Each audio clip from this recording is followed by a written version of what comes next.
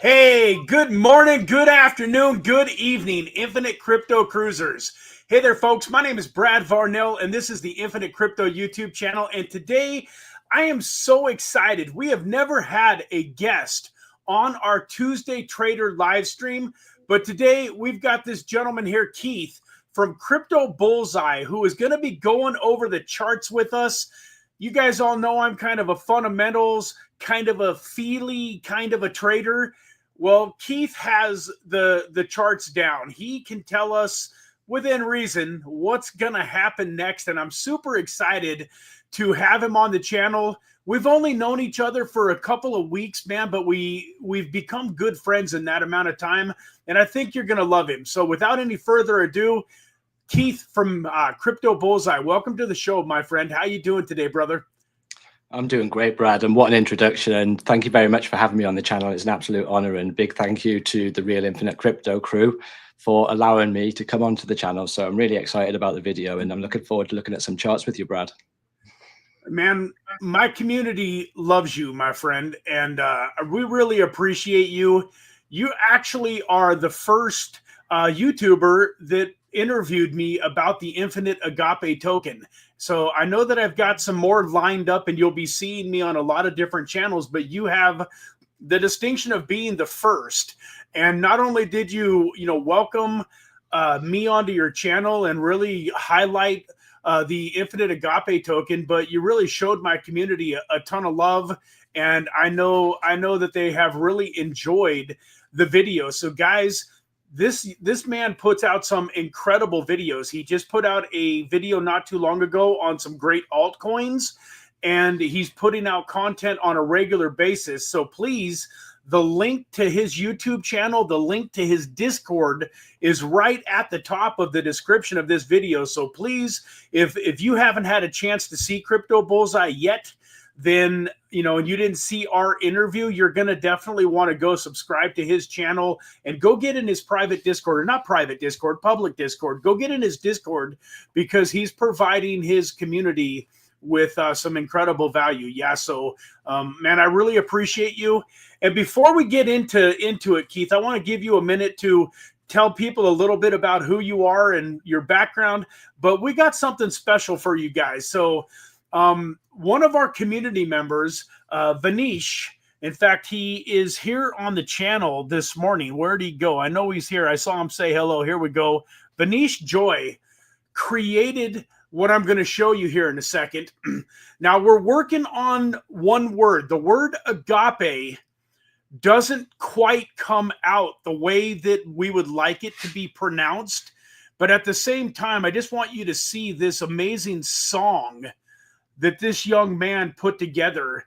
And I just wanted to share it with you guys because community members like Vanish are what makes this, such a special, channel, a great place to be. So without any further ado, let me show you guys what Vanish has put together for us. And once again, we're going to be putting some finishing touches on it before we publish it to the public, but I'm excited to be sharing this with the public very soon. So give this a quick listen to, guys.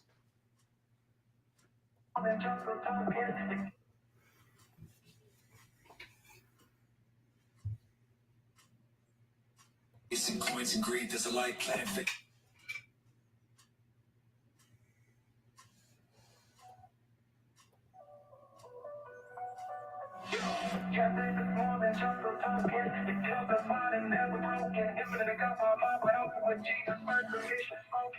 In a world chasing coins and greed, there's a light plan. Faith, vice, and deed. AGAPE ain't just about gains. It's a bridge through losses, joy through pains. And ain't had it, he's lifting up, helping others when the times get tougher. Jesus love, our heart so pure. In his project, the love is sure. This ain't hype, it's holy ground. A token where real truth is found. Not for fame or flash and gold, but a mission that can't be sold. Infinite AGAPE, power, grace, faith in the lead, love in every space. Jesus first, in him we trust. Building a future that's honest and just. Not just a coin, it's a calling.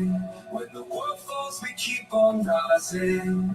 AGAPE for all, we ride with the king. Crypto with purpose, in heaven's same cut. decrypted. Yeah, see Charles Bay runs on dip, but love like this, it'll never slip. Community strong, hearts aligned, AGAPE leading, then God's on time, not chasing Lambos, chasing peace. Blessing the board, the dream won't cease. A movement made to lift the lost, backed by the one who paid the cost. This is for the seekers, the dreamers, the broken. AGAPE is here with the word that's spoken. Open source love, heaven's design. Crypto, Christ, and a perfect rhyme. Infinite AGAPE, power, grace, faith in the lead, love in every space. Jesus first, in every trust, building a future that's honest and just. Not just a coin, it's a calling.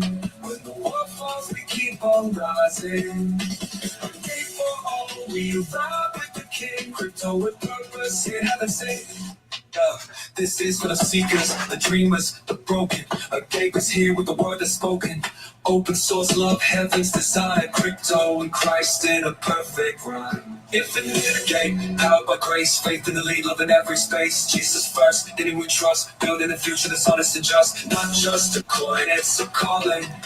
When the world falls, we keep on rising. AGAPE for all, we ride with the king. Crypto with purpose, in heaven sing. So here's our stand, bold and free. AGAPE crypto for you and me. Love the mission, love the name. Infinite AGAPE more than just a game.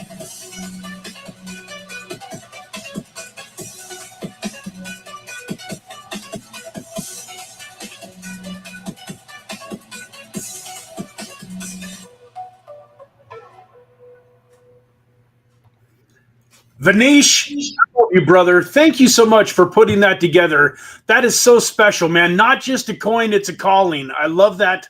I love that, the lyrics. And, I just appreciate you so much for putting that together for us. And I can't wait till we get the word agape to actually, get pronounced the way that we want it, to be pronounced, and to be able to share that with our song, with the world, man. So thank you. What do you think about that, Crypto Bullseye? Pretty cool, huh? That's got me pumped, Brad. That's really got me pumped. Absolutely amazing. Yeah, he's a talented man. Yeah, absolutely, man. So with that, let's get back to you, man. I want to really share you with my community today. I want them to see how special you are. So take us back in time to, I don't care, take us back in time to when you were 3 years old. Take us back in time 3 years, whatever you want to do, man. The floor is yours. Tell us a little bit about who Crypto Bullseye is and the mission that you're on. Well, to start with, I'm just a regular guy, Brad. And as far as my journey is concerned, I've been in the financial services game. As far as my work journey is concerned, I've been in the financial services game for over 20 years. So building portfolios, managing portfolios, ensuring that they're profitable for the actual end user, something that I'm used to. So that's why I'm so close to, or that's why the reason why I do what I do with the risk management head, with the risk management perspective, is because of the financial services hat that I've got on. So that's as far as my work's concerned. One thing that I'm trying to do is to obviously build more passive income and continue with my passive income journey. And that's something that's brought me to your channel as well, Brad, because you're very, very big on financial freedom side of things and how you don't have to go through the 9 to 5 rat race.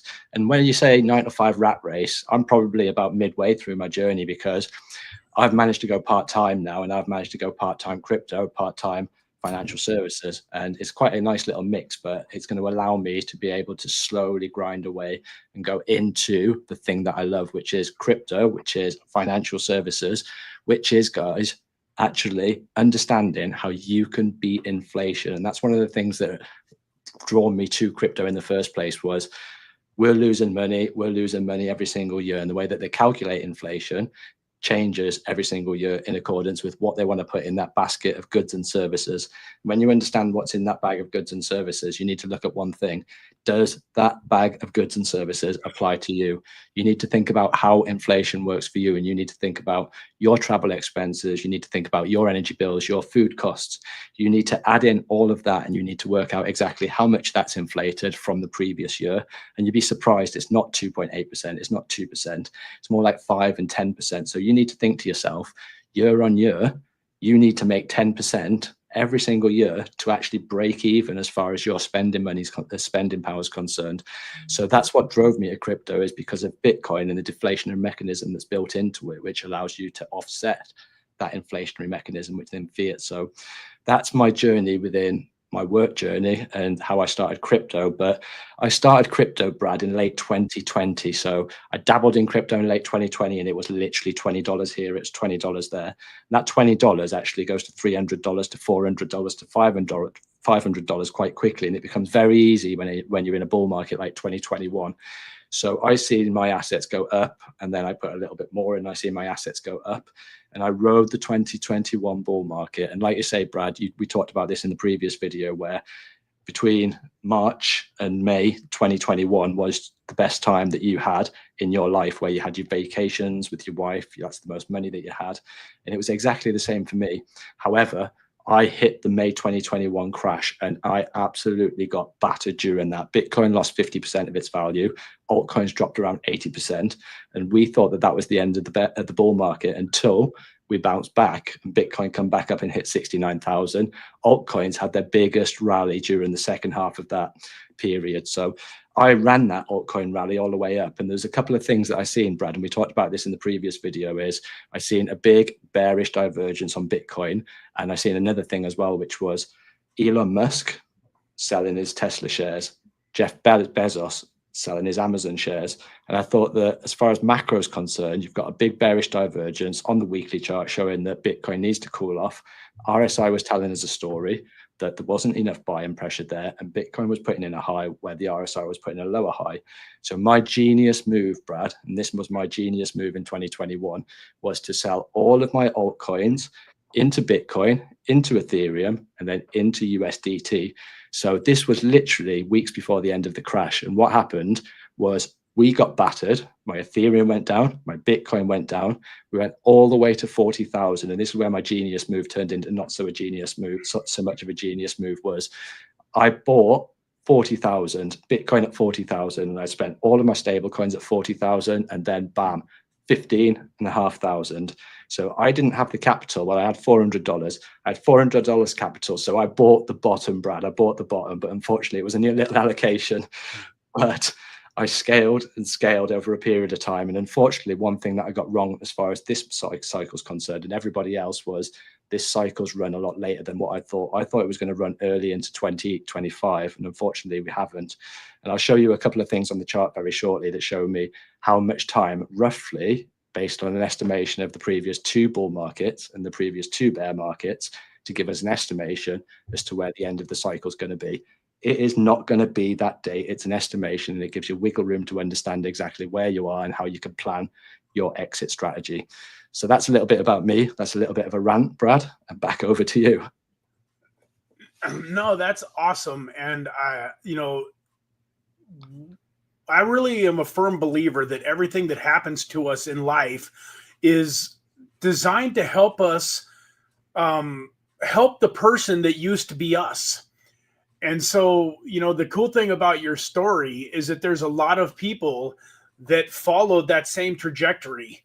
There's a lot of people that probably made a decent amount of money in that time period in 2021 that, have had a very tough time of it since. And so, the cool thing is that you're in a position now, as you've rebuilt, to now help those people. And so I'm really glad that we met. And one of the things that I love about you is that you have a thirst for personal development. And so, sometimes they say that you're never a prophet in your own hometown. And I think my community probably gets a little bit tired of me talking, just yesterday. In fact, I still got them sitting here. But yesterday I was showing them, like all of my books, and just like I had them all sitting here ready to go. And so I know that you're a personal development guy too. And I think something else that's cool about your journey is that you actually had a mentor. You actually paid a little bit for your education to learn how to trade. And so if you could just go into, a little bit of your thoughts on how important it is to, be a student of personal development. And then, something else that I found is that, I was just listening to a guy a little bit earlier today that said it's kind of amazing. You show up to, a seminar where somebody, a multi-millionaire is teaching other people how to make a lot of money. And you pull into the parking lot And you would think that you're going to see some beat up Toyotas, and you're going to see some, you know, some crummy cars, if you will, and people that are really hurting, that really need the information there. But instead you pull into this parking lot and there's, you know, a nice car, there's a Porsche sitting there, there's a Rolls Royce, there's there's Mercedes, there's all these nice cars. And the gentleman's point was, it's kind of funny that a lot of times the people that don't even necessarily need the knowledge, in a sense, that have already had some success in life, are the ones that are there. And the ones that really needed the knowledge, the people that are really struggling and hurting and driving that car that's, you know, got one donut for a tire because they can't fix the flat tire on their car and stuff, are the ones that are sitting at home watching Netflix. And so with that, you know, just kind of pass it over to you. And, you know, I'm just kind of curious what you think about personal development and what your strategy is to make yourself a little bit better every single day. I think that understanding exactly what personal development is quite a tough thing. And I said in the last 5 years that I've been on a journey of self-discovery, and I've learned a lot about myself before the last 5 years that I didn't understand previously before. And that's because of the psychology in trading. And they say 90% of trading is psychology, and then 10% of trading is technical analysis. And it is really true, Brad, because when you're physically in a trade, your emotions are a lot different to when you're out of a trade. You can look at a chart and you can get a 3-year-old to look at a chart and say, what direction is that going in? And there's a higher probability of that 3-year-old getting it right than somebody that's in a trade that's got a skewed mindset, thinking whether it's going to go up, whether it's going to go down based on their own circumstances. So the first thing that you need to think about when you want to become a trader is, how long have you got to be able to self-develop each and every single day? Do you have an hour a day? If you've got an hour a day, how consistent can you be at the charts for that hour at the same time every single day, or every other day, or every single week, depending on what your horizon is, and how you can develop over a period of time within that time frame, because it is all about analysis. And if you've got an hour a day, then say between 5 and 6 you just finish work and you spend that hour a day and you look at one pair, and then you look at different patterns within that pair and how that plays out over a period of time, you get to understand that pair within that time frame that works for you. So the first thing that you need to think about is there's no magic strategy. And what I found was, over the first 2-3 courses that I was on, they were crypto related courses, and they just told you pretty much to buy here. One of them had a 98% win ratio, and he was pretty much saying it was a scalping strategy, and he was going like 0.1%, and he was taking 0.1% and 0.1%. And we all know what happens when you take 0.1%. There's just that one thing that happens that completely crashes your account.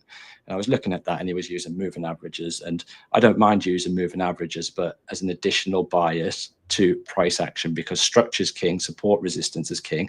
That's the thing that tells us the picture, and then we can go into indicators. But as far as self-development is concerned, people don't understand how to self-develop in the right amount of time, in the right way. And you'll see that people go off kilt and they'll try and self-develop, but they'll self-develop themselves with the wrong actual thing. And that's what I did to start off with in the first probably 6 months of my trading journey, because I was looking at the wrong things. I wasn't understanding, because I thought that I could follow their strategy, and for their strategy to make me a millionaire, Brad, and I'm not a millionaire. So when I found this guy that was a Forex guy, he brought me back to reality and told me straight away, first and foremost, it was me and my brother that done the course. First and foremost, there is no magic strategy. You need to go and put the work in. And if you think that you're not going to be able to put hours and hours into the charts, if you're not going to be able to put hours and hours into the learning, the self-development, then you're not going to be able to go on your journey. And they said, and if you can't do that, this course is not the right one for you. And it's probably best that we part ways now. So they do a 14-day free trial. So I was caught on that journey, and that's how I self-developed, is putting the hours in, putting the work in, looking at what time frame was right for me, back testing that strategy, forward test, well, not forward testing that strategy, but demo accounting that strategy, which in effect is forward strategy, or live, sorry, get my words out here, Brad, live testing. And then you need to go back to them and you need to say, this is what the strategy is. And then you've got to put an if-then syntax basis built into it, which is something that takes out emotion or helps take out emotion. What I mean is, let me give you a simple strategy. Let me just think of one. So if then, So you think like a robot. This is computer speak that we're talking about now. If this happened, then this needs to happen. If this happens, then that needs to happen. That's called a rule-based system. So if you're above the 200 moving average, then you've got a bias of bullish. That's in the higher time frame. You go into your trading time frame. So there's two time frames. You've got your bias, because we want to follow the flow of money. That's going to identify the trend.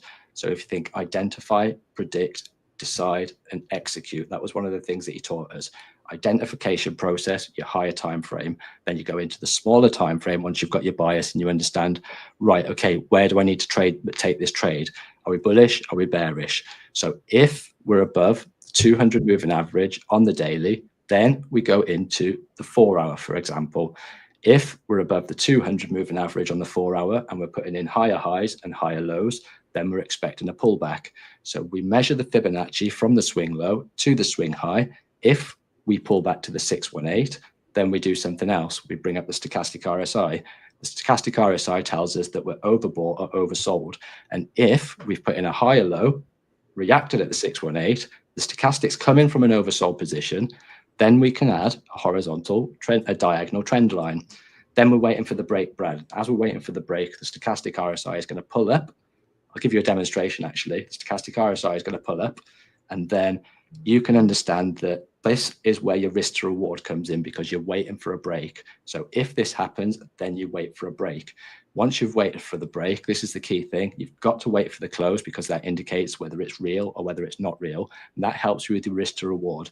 So then that allows you to understand there's a high probability that the low's being put in, and you can put your stop loss below that low, knowing that if you're wrong with the least amount of capital at risk.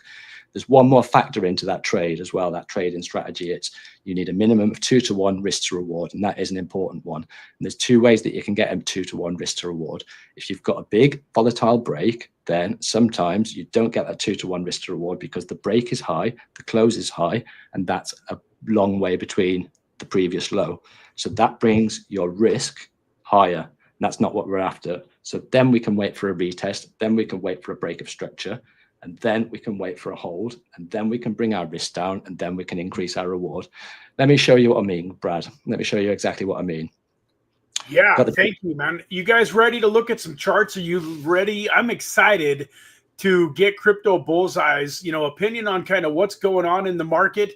And once again, guys, he doesn't have a crystal ball, so this is not financial advice. Make sure that you aren't investing, money that you can't afford to lose, and be smart. But at the same time, I'm excited to kind of get an expert's opinion. I know the markets have dipped a little bit today. Bitcoin is at around 106,000. And so if you are excited to watch Crypto Bullseye go through these charts, man, throw a 1 in the chat for us. Let us know that you are paying attention and that you're ready. I'm excited to find out whether he thinks we're headed from 106 back up to 110, or from 106 back to 100. So without any further ado, man, I'll pass it back to you. But I'm really looking forward to this portion of the screen.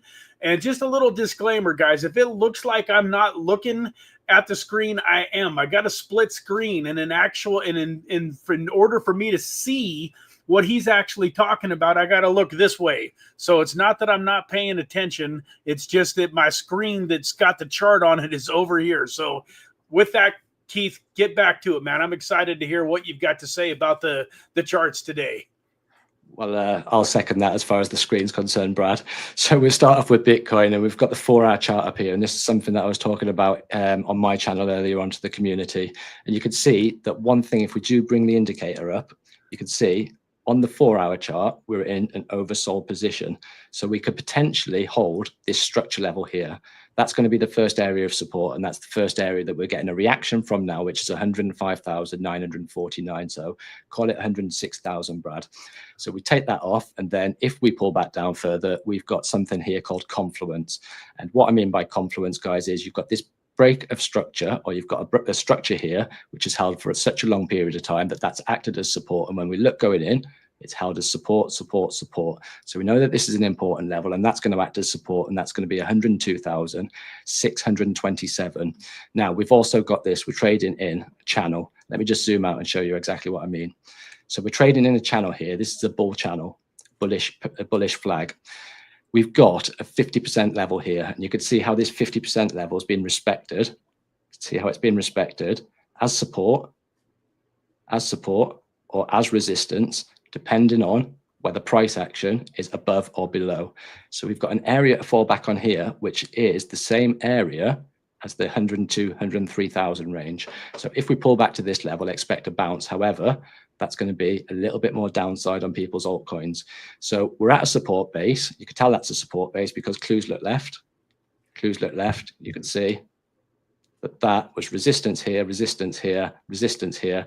And that's why it's a support base. That's a weak support base in comparison. So that's the Bitcoin chart. We're on the daily now. So the next thing we'll look at is Ethereum. Why do we look at Ethereum? Because it is the next biggest market cap leader.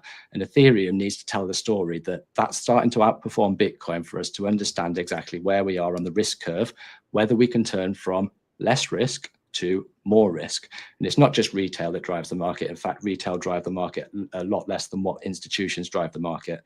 But the institutions, the companies, the people that are buying crypto need to understand that Ethereum is a good player within the market. And to do that, we need things like QE. We need lower interest rates. We need more money into the financial system.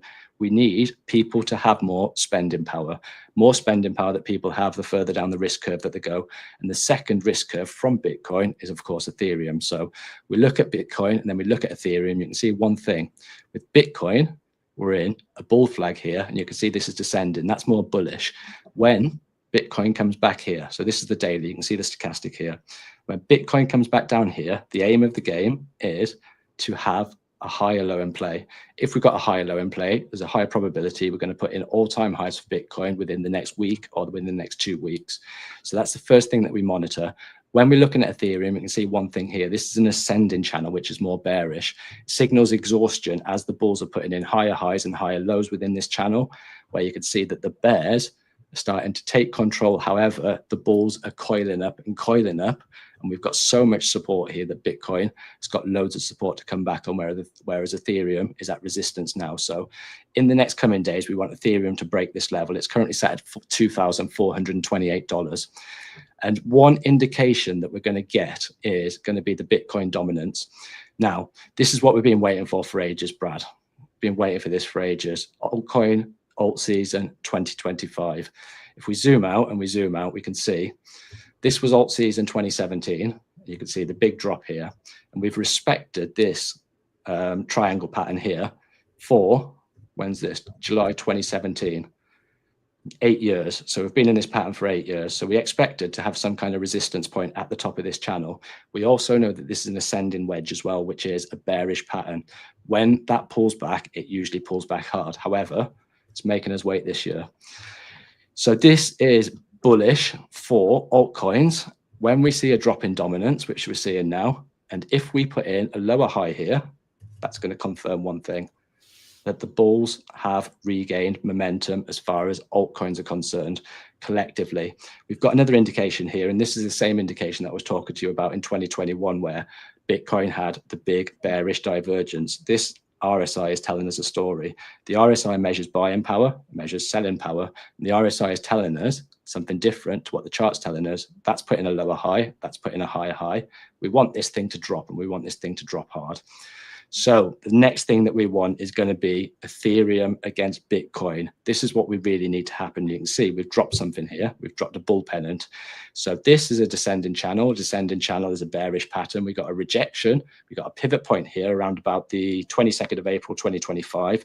And then Ethereum made a big flagpole.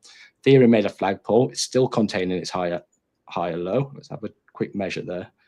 Still maintaining its higher low. It's got a reaction. Let me just make sure that the fibs are lined up. That's the most important thing. To that wick there. Pull that down. So we've nearly got a reaction at the 618, not quite got a reaction at the 618. We've come back up to the 382. We need to hold the 382. So if we got a candle close by the end of the day that managed to push price up here, that's going to be bullish going into tomorrow. But the aim of the game is to get back into this pennant, break the pennant, and then start pushing to the upside.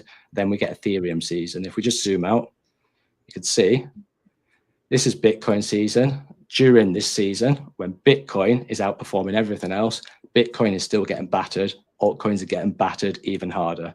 During Ethereum season, Ethereum outperforms Bitcoin. Talked about this on my channel earlier on. Ethereum outperforms Bitcoin 458% in the last cycle. So where Ethereum goes 458%, Bitcoin might be running hard, but Ethereum does 458% more than what Bitcoin actually does. So if Bitcoin does a 2x or 3x, Ethereum does that much more. So you can see within ETH season, you get one thing, you get altcoin season. Within ETH season, you get altcoin season. This is the risk curve.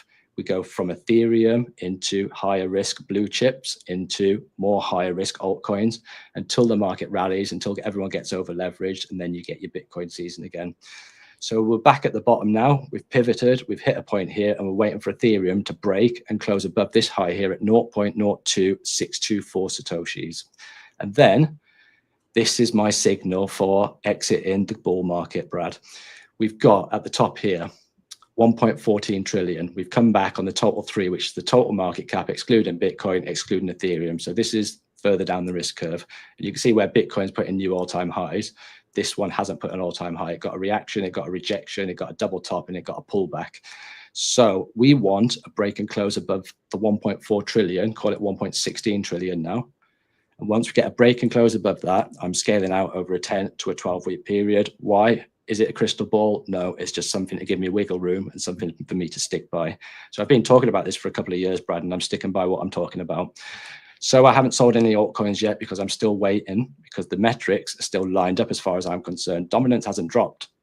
Dominance can't keep going up forever.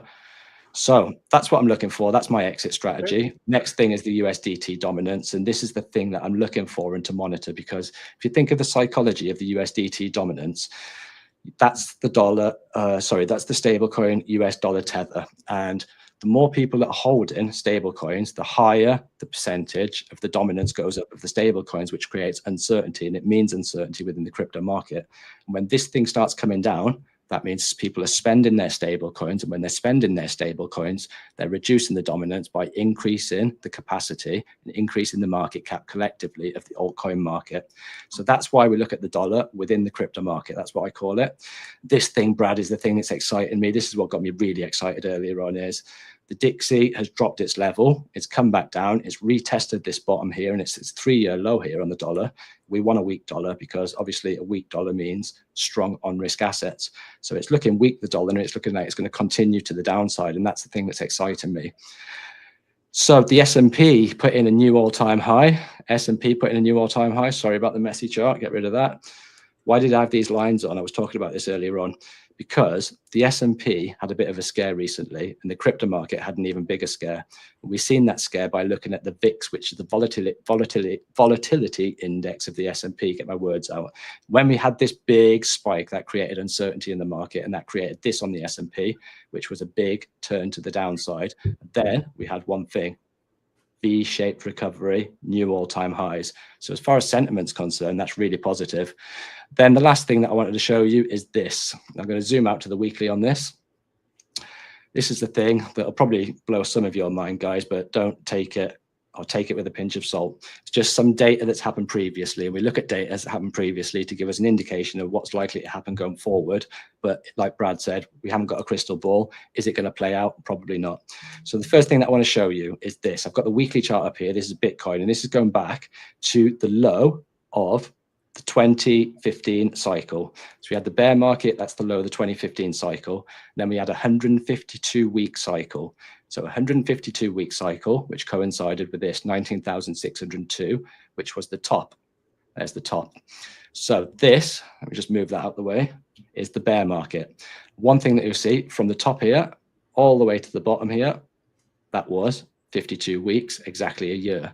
So you've got 152 weeks, you've got 52 weeks. Then we've got the most recent one before this alt season, which was the 2021 rally. That was December of 2018, which was the bottom. And then the top all the way at 69,000 was here. That was, Brad, 152 weeks. So then we had the bear market, the recent bear market that we've just had. There's the top, there's the bottom, Brad, 52 weeks. So we've got 152, 52, 152, 52. And I've used that as an estimation to say exactly when I estimate the end of the bull market is. And last time I shown this, it was a few weeks back. So That's given us around 15 bars. So that's why I'm using around 10 to 12 weeks. And my 10 to 12 weeks, I'm sticking by, and I'm hoping that we get some kind of interest rate cut or some kind of stimulus going into the economy within the next month or so to start seeing that total 3 start breaking, and for us to start taking some profits and take some of them chips off the table. So that was a bit of a rant, Brad. That's about it for me on the markets. I love that. I've got a good friend. I don't know if he's watching or not. We were talking last night. He really thinks that we're not going to see, you know, kind of more of a altcoin season and a lot of movement in the alts until more like October, November. And I told him, I sure hope you're wrong. Once again, like you said, you don't have a crystal ball, but your own personal feelings and what the charts are telling you, you think that there is a reasonable possibility that the next 3 months could really be amazing for us, huh? I think so. And one thing that I say is you've got to look at both scenarios. So I look at this scenario. This thing's held for 8 years. We're at the top as far as dominance is concerned. And this is the main thing that we want, is for people to start buying altcoins more than that they're buying Bitcoin. Then that's going to start dropping the dominance down. Then that's going to allow people to start going from the least risky asset to more risky assets that are going to give them more gains in the long run to accumulate Bitcoin. If that's what they're trying to do, accumulate more Bitcoin because they missed the boat of 15,500, like a lot of us did.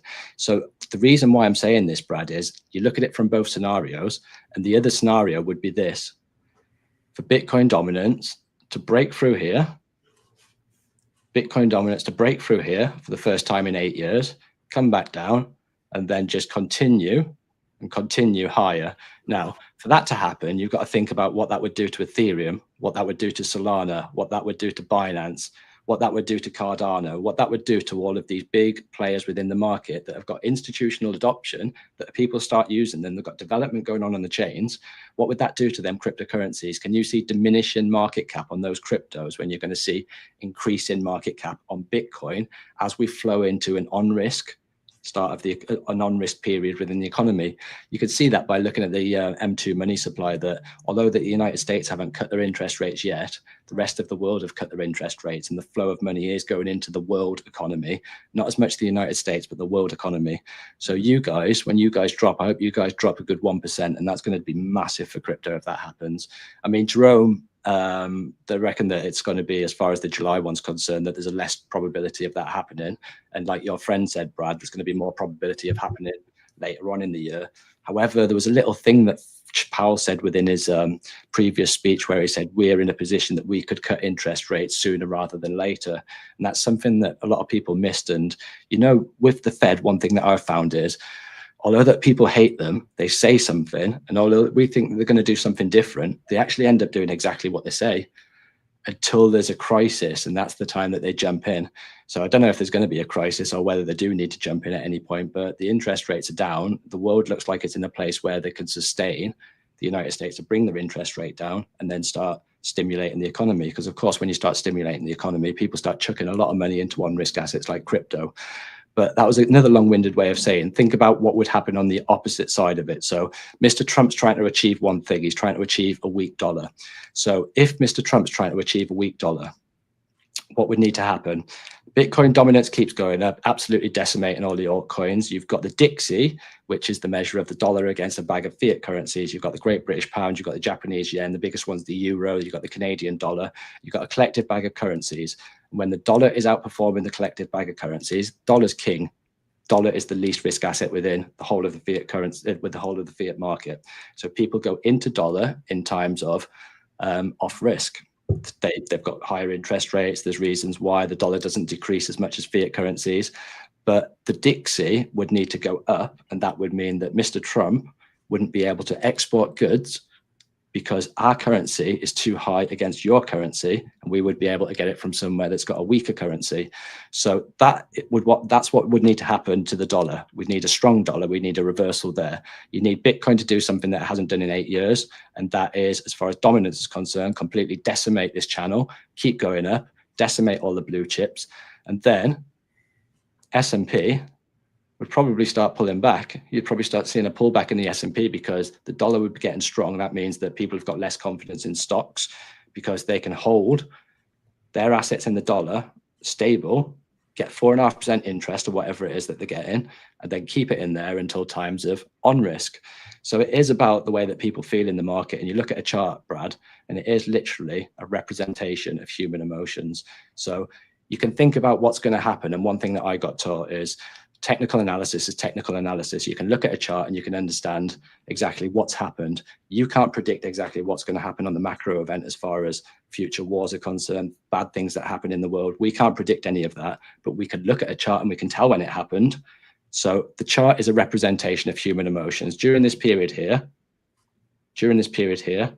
that was fear. Crypto fear and greed went down. Sentiment was low. Things were going on in the world that were bad, and people felt rubbish during that time. Then we had this time. People felt good during this time. So it is literally how people feel on the day, and all it is people buying and selling.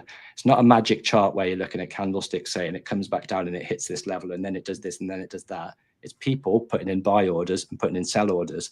That's why structure is king, because that's where people look where previous support, previous resistance is, and that's where more eyes are on. So that creates that horizontal. When you've got a horizontal, that's a consistent price. When you've got a consistent price, that creates a buy wall or a sell wall, depending on whether price action's above or below.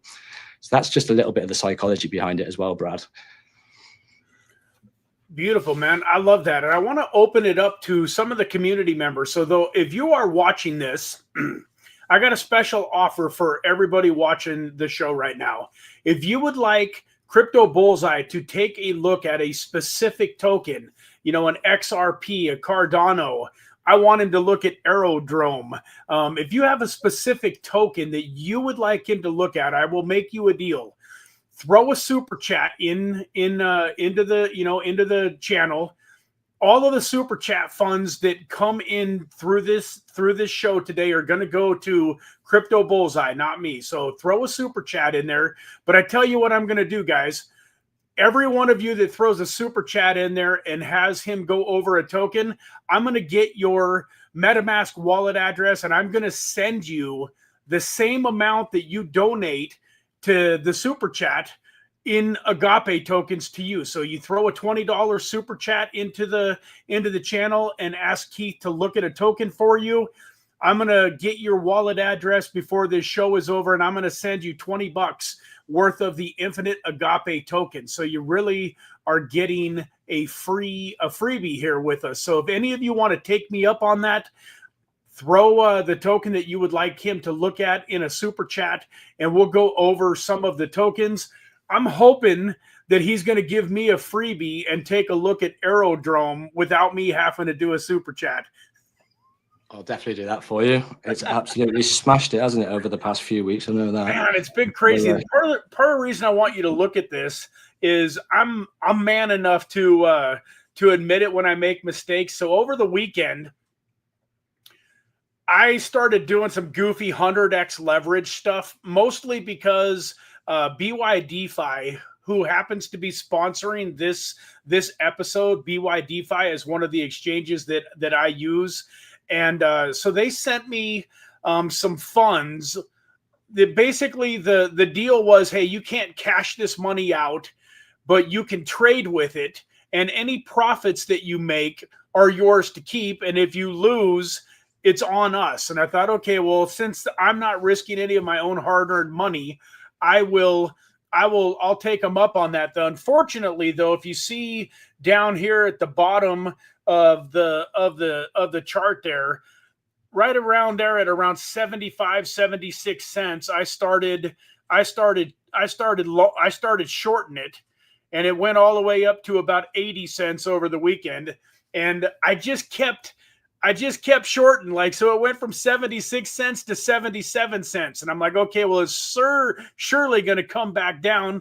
And then I shorted it again at 77 and it went up to 78. And then I shorted it again at 78 and it ended up going all the way up over 80. Now I see here it's all the way back to 76. It's had an 8.7% retracement today. And so I'm like a little I'm sick to my stomach because I'm thinking, man, if I would have longed it instead of shorting it, I would have made a fortune. If I would have shorted it now, like over the last 24 hours, I could have shorted it. And man, at 25, 50, 100x leverage, and it goes down 8%. Anyways, long story short, I would just love for you to take a quick peek at it. I know that it's been down as low as 50 cents just a few weeks ago, and it's been all the way back up over 80. What do you think what's in store on a shorter term time frame? Like if you were looking at this probability wise, I know that it's maybe 60-40 one direction or the other, but what do you think if you had a gun to your head and you had to choose whether you were going to long this from 76 cents up to 80, or if you were going to short it from 76 down to 72? What is the chart telling you? You can actually do something clever on this, depending on whether you're using one or two exchanges. But let me go out. Let us do what we said before, and we'll start off with the higher time frame to get the higher time frame bias, because there's one thing that I can see here as far as higher time frames concerned. The first thing I want to know, Brad, where is the biggest amount of structure? That is joining the dots. So I want to know where the support, the resistance is. That is the first step. That's the identification process. You can see that this is the biggest area because it's had the most amount of touches. That's what's been respected. That's what's coming back down. That's what's holding support. So we look next for the next area, which is up here. Up here, you can see support, support, resistance, support, and then we've acted as resistance here going forward. Obviously, we need to do the support going, sorry, that's resistance. So we need to do the support all the way back to the downside, which unfortunately, Brad, is all the way back down to where you mentioned, just under 50 cents, 49 cents. So that's if it goes wrong. So let's do it simply. Let's stick in a trend line here. Let's do this. We've got one, we've got two touches. Three touches confirms a trend. If we come back down, you could expect a further breach to the downside and then a push back up. That's called a 1, 2, 3 fake out, and it happens time and time again. So there is the bias. As far as the bias is concerned, one thing that I can see is we're creating a trading pattern here, and this is a bull flag. I'll stick this on. This is a bull flag. So with a bull flag, that's a trading pattern that's got a higher probability move. It's got a higher probability of actually breaking to the upside. And it's actually funny that you mentioned this, because this is the pennant. So this is the pennant coming towards the apex now. I can see exactly what you've done now, Brad, but there's something quite clever that you can actually do here. I'm going to zoom into the 4 hour. You can see, let me just pull this back a bit. There. So one thing that you can do that's quite clever on this, Brad, as far as trading is concerned, and it depends on what type of exchange you've got, whether you can long and whether you can short at the same time, because you've got this here, which is respected once, twice, 3, 4, 5, 6 times. So the bottom of this range is respected 6 times. You've got the low here of the previous higher low, which is at 74 cents. That's going to be your invalidation point. So one thing that you can do here is you're at the bottom of the range. It's respected lots of times previously. Tool, and you can go from the bottom of the range, stick that on, from the bottom of the range, and then you shoot in for the next resistance point that we've already put on there. So look at that, 6.78 risk to reward. Now, the clever thing that you can do here, because we're in this range, because we're close to the end of the apex, what you can actually do is wait for price action to come back up, wait for price action to come back up, and when we hit this level here, if we get a reaction from this level here, you start seeing it turn down a little bit, bring up the indicators. If it pushes back up, you can see we've got a push back up. We're expecting a push back up. If it pushes back up to this level and we're overbought, whilst we've maintained a lower high structure, like we've maintained here, if we maintain that lower high structure, you can then do the opposite. You could short that. What that allows you to do is understand it's either going to break to the upside or it's going to break to the downside. So what's going to happen is you're going to get stopped out one way or another. However, you're going to get the biggest swing. So if you get stopped out down here, that's going to be rubbish, Brad. That'd be the first time it's happened. However, preservation of capital is key. So that's going to be sitting at 73 cents. What we at 76 cents. But what it's going to allow you to do is, as we come back up here, it's going to allow you to take this position here, understand that that's going to be your previous rejection point, because that was the lower high here. So you could put your stop loss at 84 cents. You could short that. And either way, you're going to get the move, breakout to the upside or the breakout to the downside. One thing that I like to do as well, especially if it pulls back into the apex, one thing that I like to do, let me just get rid of this, is build my position. So if I was taking a position here, and just for example, we're using $25 and I want to put a $100 position in. So I'm waiting to come back up and we're expecting a break here. That's what we want overall. Is it going to happen? We don't know it's going to happen. So we're coming back down and then we're coming back down, and you can add in your $25 position. As you start coming up here and as you start coming up here and you start maintaining highs and the stochastic tells you you're overbought just before you get the break, what that allows you to do is put your stop loss at break even, have a risk-free trade. So what would I do here, Brad? If I was looking at this and I had a gun to my head, I was a bit long-winded again. I do go a little bit scatterbrained sometimes, mate. So if I had a gun to my head, I'd be long on this from here, knowing that this is the previous low, understanding that that is how I preserve my capital, understanding that as far as a risk to reward's concerned, it's got a good risk to reward attached to it. There's your reward. Depends how greedy you are. That's the big resistance level. That's the previous high of that move. You can go down to this level here. If you've got a 5x or a 6x or a 7x, that's a 3-to-1 risk to reward. Depends how greedy you are. Are you that greedy? That was the previous lower high. Are you that greedy? Are you, dare I say, that greedy? Extensions. So it depends. It depends, Brad, what type of time frame. But that looks good to me for along, just because we're at the bottom of the channel, mate. Right. So let me ask you this: on my, when I'm teaching people my trading system, if you will, I'm usually using 10x leverage, and a lot of times I even promote lower leverage to give people a little bit more room before they're going to get liquidated. Because as we talked about the other day off camera, I'm not normally using a stop loss as much as I'm using ladders. Yeah. But if I'm going to do a short-term trade with, say, like 50 or 100x leverage, what do you recommend? Obviously, if you use 100x leverage, 1% move takes you out, liquidates your whole position. So to give me a rough idea, let's say that I was doing a 100x leverage trade on a $1 token.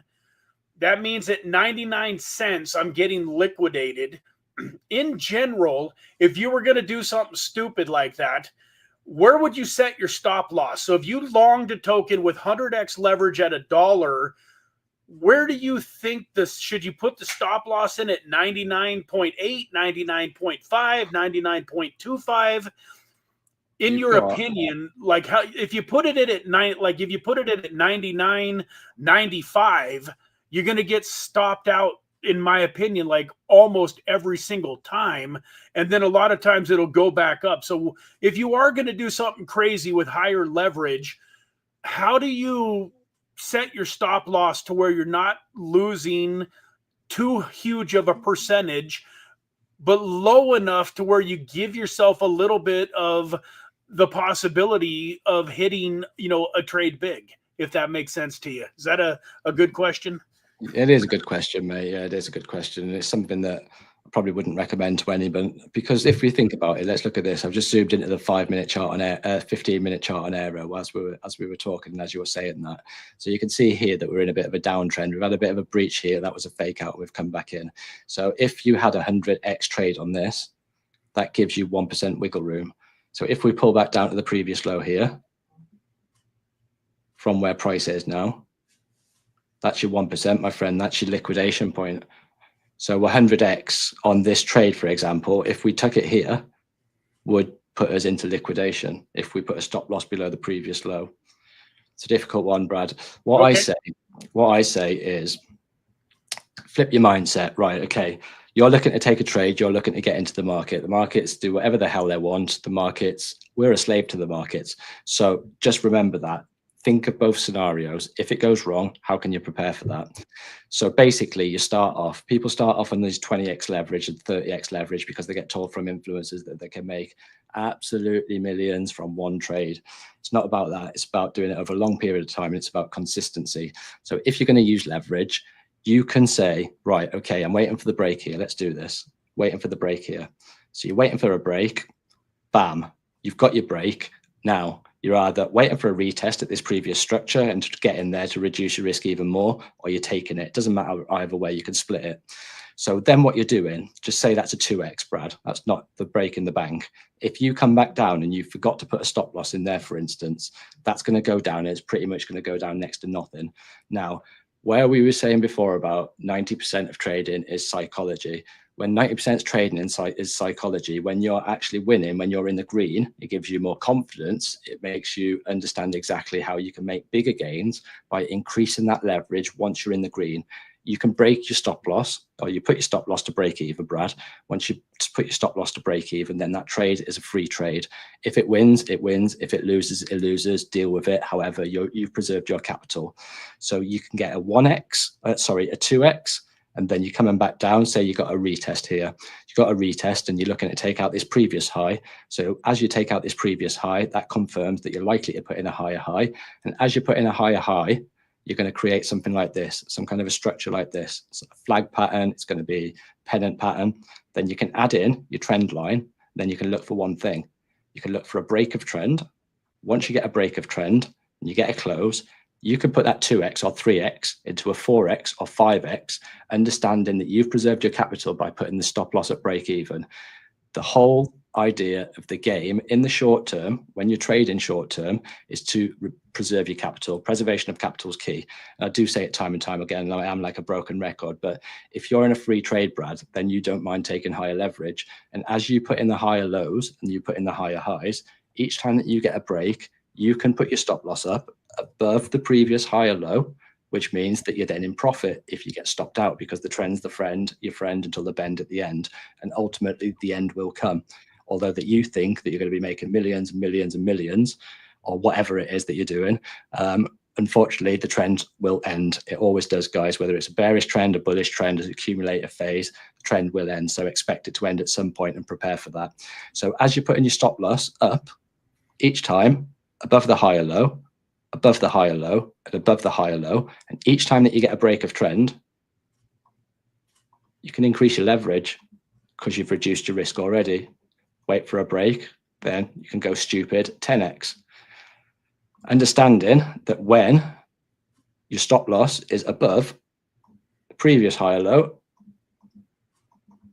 when the trend ends, bam, you're out and you're out in profit.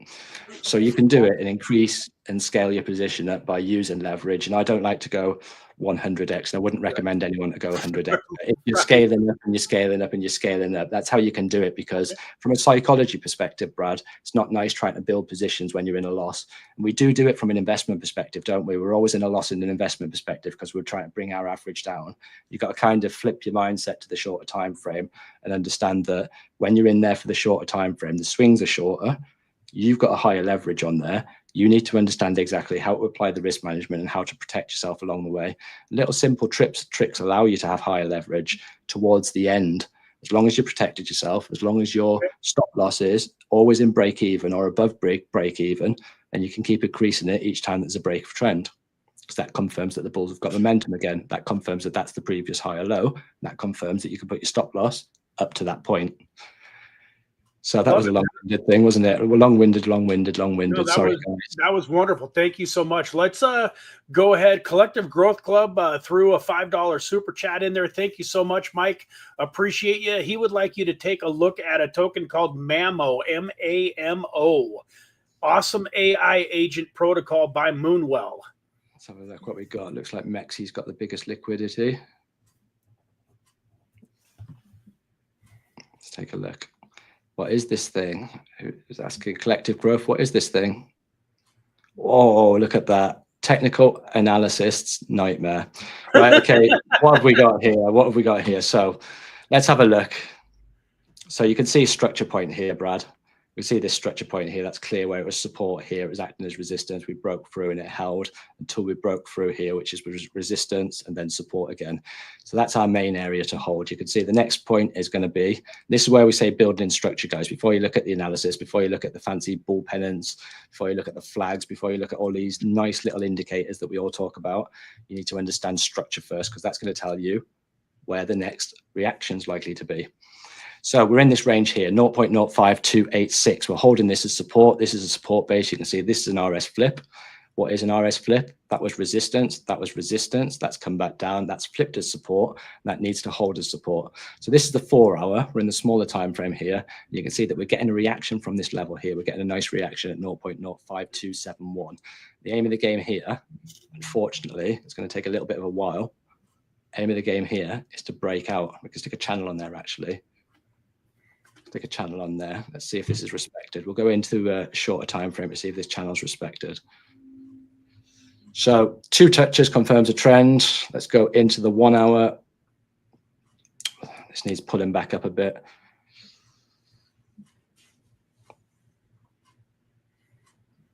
Pull that back. Right, okay. So we're trading in this. You can see that we've got a halfway point here, like we talked about in the Bitcoin chart earlier on. So we're in the 1 hour here. We're in the smaller time frame. What happens here happens within 1 hour. So expect in the next few hours to get an indication as to exactly what's going to happen. And the aim of the game in the short term is to take back this 50% level, like we talked about on the Bitcoin and on the Ethereum chart. So we need to take back this 50% level. As we take back this 50% level, something's going to happen. And this thing happens time and time again, Brad. It's really weird. What you'll see is the RSI will come back over 50. Don't know why it does it, it just does. It happens time and time again. Very rarely doesn't happen. So the RSI above 50, you'll see every time it's above 50, let's mark it out all the way back here. Every time it's above 50, you can see you're putting in higher highs and higher lows. When it's below 50 here, you're going bearish, bearish until you're above where you're bullish. That's above the 50% level. And then you're bearish now. So when we get back above this 50% level, and if we break this 50% level within this descending channel, that's going to be strong for Mamo. Like I say, there's not much data to go by on this, so it is quite difficult, but look for this, look for this, look for an increase in the stochastic. And as we get an increase in the stochastic, you want to see one thing. You want to see an increase in momentum for the bulls. And unfortunately, an increase in momentum in the bulls is to take out this previous lower high here. That's quite a way on the 1 hour chart. When you look at it from where price action is now, that's, wow, 20%, guys, 20%. So you can look for that. You can see how high we get. If we do break, and if we do close above the 50 level, and then the RSI replicates that, and that closes above the 50 level, then we can replicate this, and we can wait for it to come back. The next thing would be for this to hold as support, and then give it enough momentum to spring through like a coil. So that's what you can use the RSI for. If you're putting in a higher low and you come back down on this stochastic RSI, it indicates that there's momentum for the bulls. You can expect another turn for the bulls whilst you maintain the higher low structure and expect another higher high. So that's what I'm looking for on Mamo. Like I say, there's not much data, but when you go into the 1 hour, you can get a bit more of a clearer picture there. Awesome. Thank you. And then Mr. Eric Bernstein, thank you for the super chat. Thanks for the awesome TA, Bullseye. Can you please take a look at Curve, CRV? Now, that's an OG. This is a token that's been around for a long time. Let's have a look at Curve then, Eric. Let's have a look at Curve. Have you seen the size of this list of altcoins that I've got on here now? Man. Absolute mammoth. Amazing. Right, Curve. I'm looking forward to the day when the infinite AGAPE token has been around long enough and we can actually, you know, glean some things from the chart on it. Well, Brad, I had a quick look this morning. We're waiting for a little break. We've got a little bit of momentum on the AGAPE token this morning. We are waiting for a break of trend, and there's a couple of structures that we do need to break in the short term before I can see a little bit of momentum, but ultimately it's cheap at the moment, mate. Right, okay, so Curve. One thing that I like about these charts, look at this. You can see consistency here. This is what we call oscillating. So I'm going to zoom out onto the weekly on Curve, and then we're going to zoom back into the shorter time frame. But one thing you can see here, if I just get rid of everything, you can shout at me and you can tell me what is the biggest area of support at this level here. It is pretty much a consistency. When you've got a consistency, that's what I was talking about, the horizontal, Brad. That is a consistent price. So when people are looking at this level that's bounced and bounced and bounced, they're looking for this level to be hit again, around about the 17-cent level.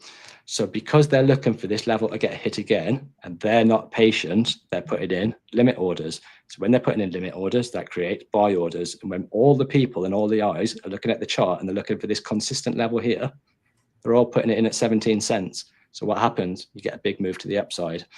Right, in the short term, you can see we're in a little bit of no man's land because the next structure support, resistance, sorry, is all the way up here. So you've got your resistance point there, and we are putting in a higher low structure at the moment. So we can stick in a diagonal trend line this time, and this is going to give us an indication as to whether the bulls or whether the bears in the short term have got control. You can see we're just testing this area. We've hit once, twice, 3, 4, testing it 5 times. So that level needs to hold, but ultimately the aim of the game is to maintain a higher low structure. The last previous higher low was 35 cents. Now, you've got one thing here as well. Clues look left. So this is short term. That's on the weekly. We're going to go into the daily next. Let me go back into the weekly, actually, because we've got this structure here. You can see there, Brad. Weekly closes are an important thing. The higher the time frame, the higher the conviction. You can see what happened. We got pushed all the way down, and then we ended up on this line exactly. And then the next one, we got an indecision candle. Let me zoom in. An indecision candle. The next one, we couldn't break it. And then we broke through there, and it come back through. Then it acted as resistance, resistance, resistance. And now we're holding support, and the week hasn't finished yet. It's just started. So the higher the time frame, the higher the conviction. You can see where the wicks end up on this. So we zoom in now to the daily, and we'll have a quick look on the daily on CRV. You can see the pattern's still in play, guys. One thing that people don't understand that's new to crypto is when you go into a different time frame, is the price different? The price is not different. The price is exactly the same, but you're looking at smaller patterns that happen within a higher time frame. So for example, you've got the 1-day chart. Within the 1-day chart, you've got 24 1-hour candles, all with a consistent price, but you get more of an indication exactly what the price is doing in the shorter term. So you can see that we're at this support level. It looks all right as far as a DCA perspective, from my perspective, Brad, because if you allocated a small amount here, this is at strong support, and it's similar to the arrow one that we looked at earlier on. You're at strong support at the bottom of a pattern. So if you fail, you've got this area to fall back on. If you can fall back on that area, that is a decent amount to the downside, you know, and it's not always a bad thing when you fall 29, 30%, because if you've got a limit order at 29, 30%, that brings your average down around here, 42 cents, around the 42 cent mark. Whereas if you put 100% in here, that means that you're down that much. So that looks good from a DCA perspective from the bottom of this range, but ultimately in the higher time frame, we need to break out of this range and we need to come back. We need to test this $1.21, which is a huge amount from where price action is now. Is it going to go there in the next couple of days? Definitely not. 138% to the upside. That's even before it breaks that previous high. So that's the good thing about these long-term range, long-term accumulative phases. And that's how you can play them. Okay, beautiful. So on curve,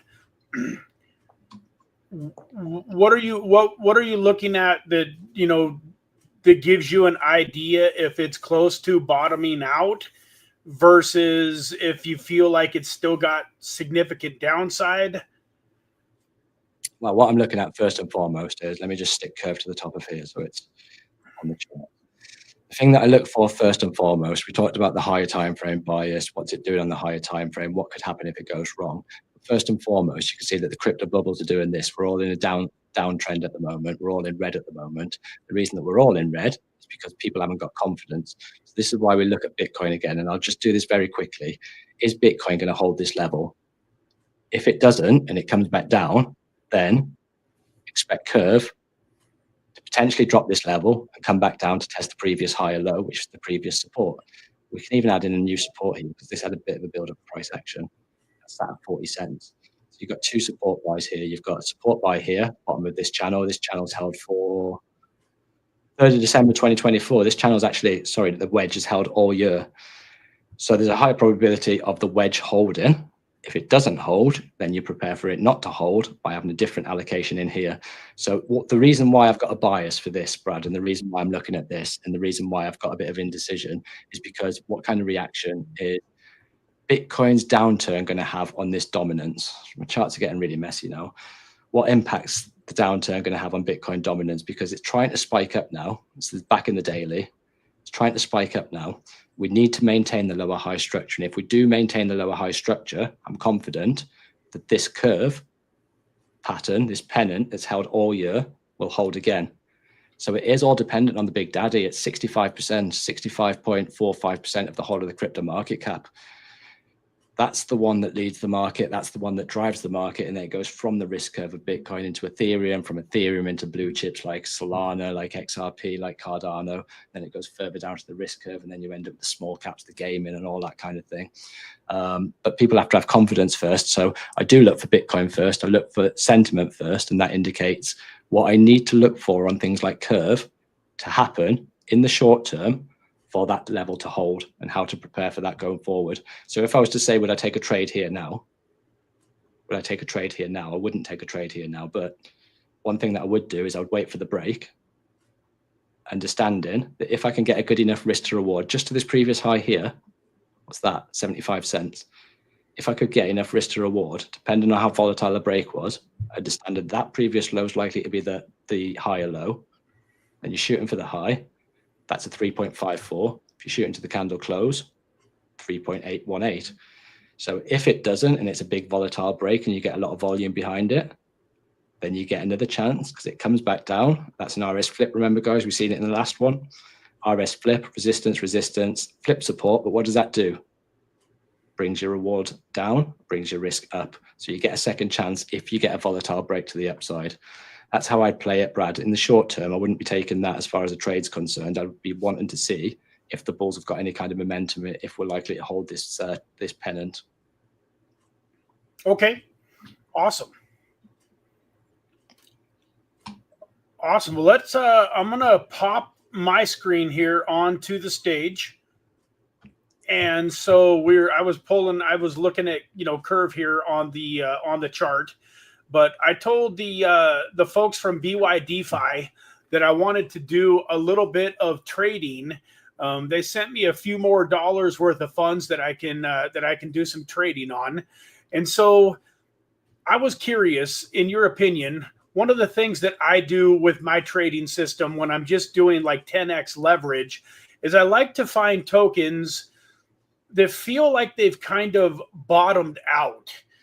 And what I mean by that, so I think one good token that I've been really looking at here, and you can kind of tell me what you like about my strategy and maybe what you don't like, because I've asked my community to poke holes in it, and I'm still refining it myself. But what I will do is I will take a token like Polkadot, and what I do, it might sound fairly simplistic, but I kind of take a look at, like, say, a 1-year chart here on CoinGecko, which isn't, let me refresh, my computer's running a little slower than I would like. So like on this 1-year chart here, you can see here pretty much like $3.18, $3.16, $3.15, right in that ballpark.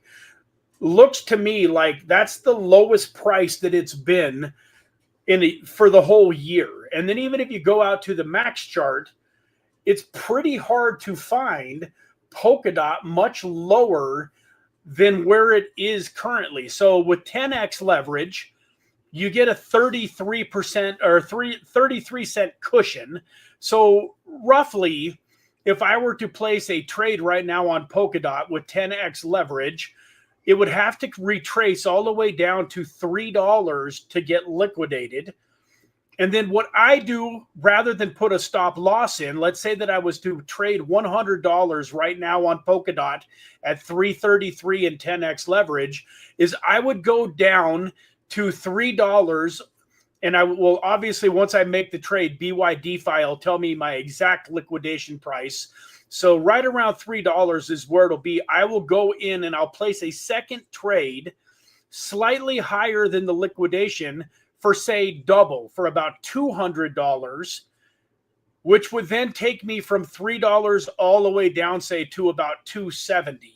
And when I look at a chart like this, in my opinion, I think to myself, even if Bitcoin, retraces all the way back into the 90,000 range, I don't know that Polkadot is going to drop all the way down, say, to 270. So I feel somewhat comfortable doing that. And then theoretically, if I want to give myself a little more cushion, I can go to the 270 range and put in another ladder that would take me down another 27 cents, say. So I would have, say I did a $400 or $500 ladder.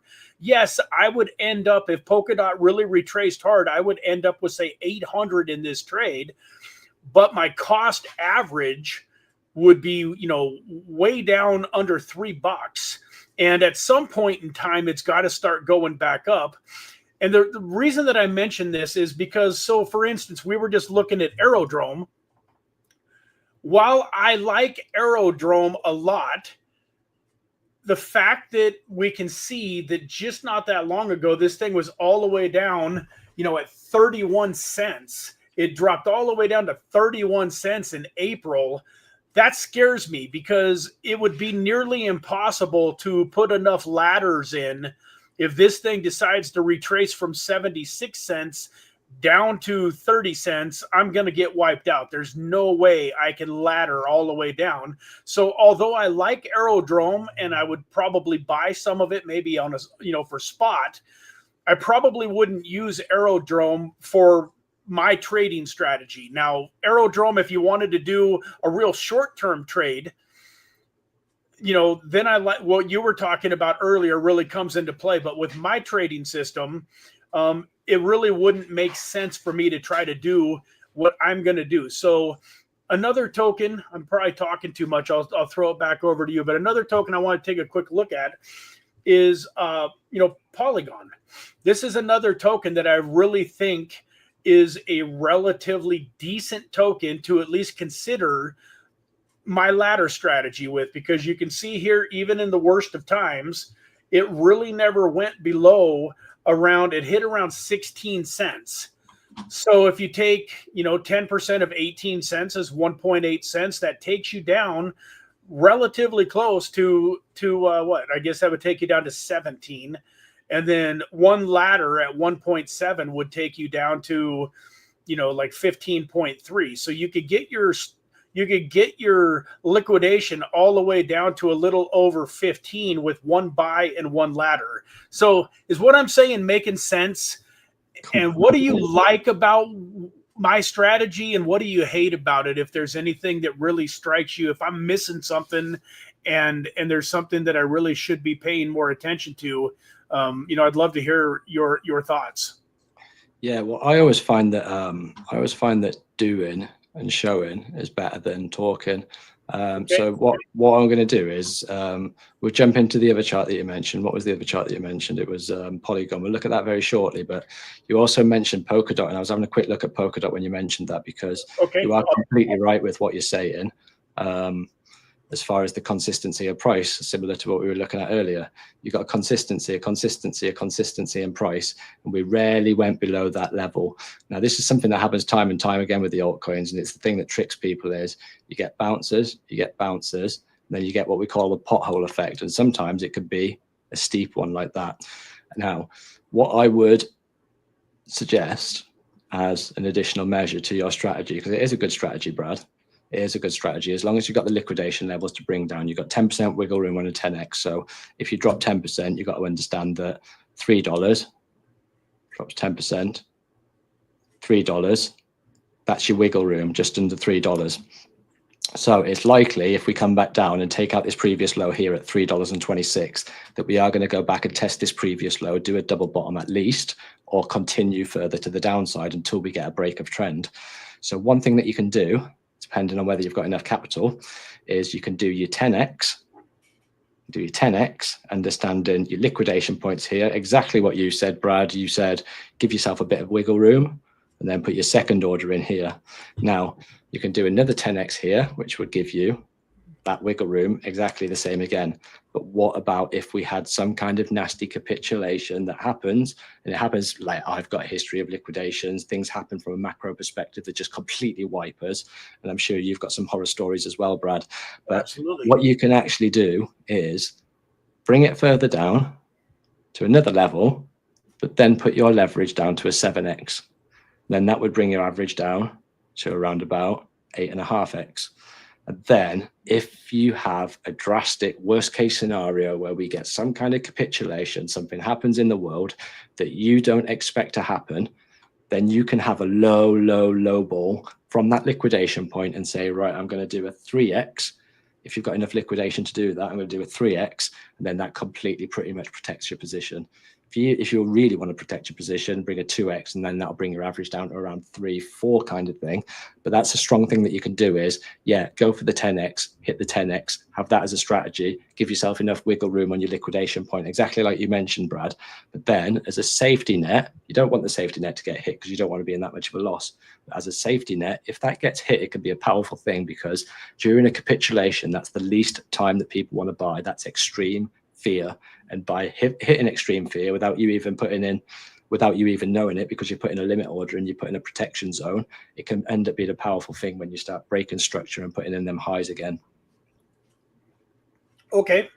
So on that note, then, if we were to look at making a trade on DOT, are you saying that you would maybe, like right now we're kind of in no man's land? We don't know if it's going to continue to break up to the upside or if it's going to retest that resistance and come back down. I think you said it was 326.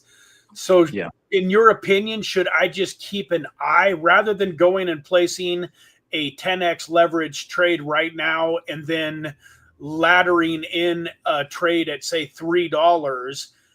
Should I wait to see if this goes back up? Like, I guess my question is, what would give us confirmation that we're probably headed back up to the upside, and what would give us confirmation that it would maybe be headed to the downside? So should I wait till it gets down to 326 to maybe put in a trade, or should I wait till it goes up to 338 to place a trade? Or what do you think? Or should I, if I like what I'm seeing and I don't mind doing a trade right now at 333 and then a ladder at $3, should I just go for it?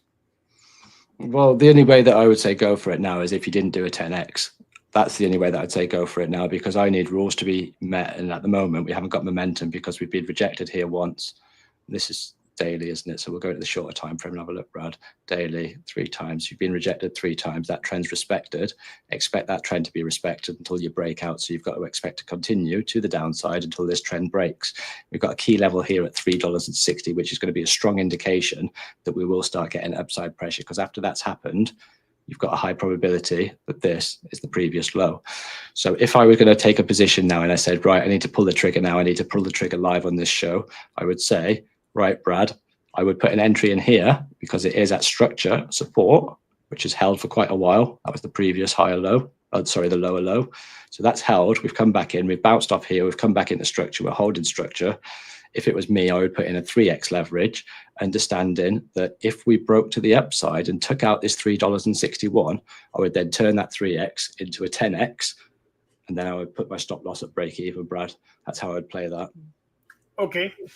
So how exactly? So this is another question, my ignorance, but that's okay. I'm willing to be ignorant because there's probably a lot of people watching the show that might have this question too. So from my understanding, if I've got a trade in here, like, so right now I'm going to click over here. I do happen to have a DOT trade in. You can see, I don't know if you can see it on your screen very well, but I got into this DOT trade at an average entry price of $3.35. It is 10x leverage. I haven't laddered it yet, but and I went somewhat a little bit deeper than I normally do. I put in $250 in on this trade. But one of the things that you're saying that I don't know how it works, like for instance, right now, if I wanted to put in another trade on DOT, yeah, I was under the impression that when you're doing leverage trading, all of your trades have to be at the same leverage. So in other words, if this DOT trade here, if I was in this 3x leverage on this trade, and then I want to change it to 10x leverage, doesn't that affect this original trade too? It's not like I'll have a second trade underneath here where I've got one at 3x leverage and one at 10x leverage. Doesn't it cause both of them to be 10x leverage? No, it wouldn't cause them both to be a 10x leverage. It would average the position out. So if you put $100 in at 10x leverage, then you put another $100 in at 5x leverage, it'd bring that leverage of 200 to 7.5 leverage. Okay. And so that's what you mean. So you're almost ladder, like you were when you talked about going from 3 to 5 to 7 to maybe even all the way up to 10 as it goes up. Okay, that makes more sense to me. So I see what you're saying. So I literally, obviously, I've got no room to do that here on this trade. But if we go over to BYDFI, and I've got $735 sitting here available, what you are saying is that I could go right here now to, it's at this 332.04. And let's say that, we'll just do it, folks. I know you guys love to see live trades, and we can come back next Tuesday and take a look at how this is doing. And Keith, we probably need to talk about this more off camera, but I'm thinking that maybe you should become a regular fixture on this Tuesday Trader live stream, that maybe we can work something out where you come, maybe not every week, depending on your schedule. And I don't want you to be tied down to a commitment every single week, but I've really enjoyed the heck out of this stream. And I think that my viewers probably really love the combination of the two of us going back and forth a lot more than they just enjoy listening to me drone on for an hour and a half. So if you're open to the idea, we might, let's talk about it after this is over, and maybe have you come back on a fairly regular basis. But for right now, let's go ahead. We'll see. Now we got, what do you do like right now? This is another question. Like, watch out. You see how it's tanking? Yeah. Like, what are you on there? What you're on? What minutes you're on there, mate? Right now I'm on BYDFI. Because I've got my money on there. So like this thing is tanking down. It's at, it just went from 332 down to 331. I don't mind a position being a little bit underwater. So like with 3x leverage, I would assume, like you said, it would have to take a catastrophic event in order for me to get stopped out. But I was just wondering, when you start to see a red line like this and you were getting ready to make a trade, do you normally just go ahead and make the trade, or do you like to sit back and wait until the move seems to be over? Or what would you do in this position if you were going to make a 3x trade?